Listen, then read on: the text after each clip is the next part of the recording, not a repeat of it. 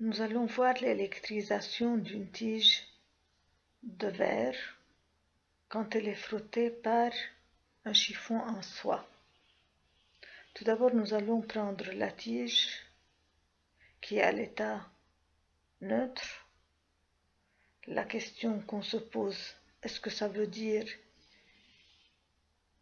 qu'il n'y a pas de particules chargées à l'intérieur de la tige? Non, jamais. Elle est pleine de particules chargées. En effet, la tige est constituée d'atomes, comme toute autre matière.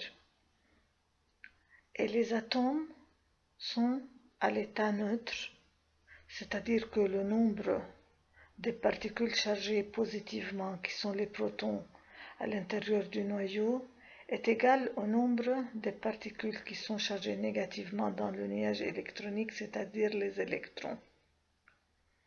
Donc, il y a plein de particules chargées à l'intérieur de la matière, mais lorsque le nombre des particules chargées positivement, les protons, est égal au nombre des particules chargées négativement, les électrons, alors le corps ou bien la tige ici est neutre.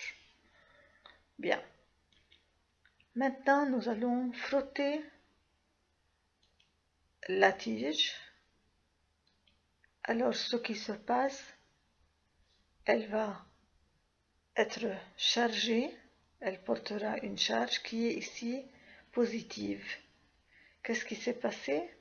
Il y a des électrons qui ont quitté la surface de la tige, donc il y a eu un manque d'électrons dans la région qui est frottée. En d'autres termes, il y a maintenant un excès de protons, c'est-à-dire de charge positive. Le manque d'électrons, c'est-à-dire le manque de charge négative.